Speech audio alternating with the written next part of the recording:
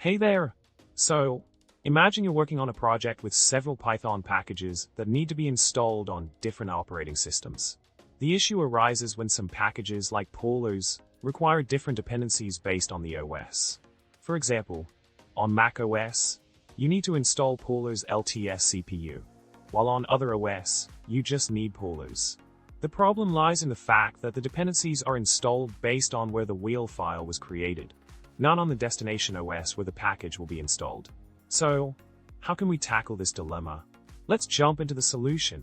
By using declarative environment markers, specified in PEP 496 and PEP 508, we can precisely define the dependencies based on the target operating system. In this case, we can set up the install_requires section to handle the different poolers dependencies effectively. By specifying platform_system equals Darwin for poolers and platform_system equals Darwin for poolers LTS CPU, we ensure that the correct version is installed according to the destination OS.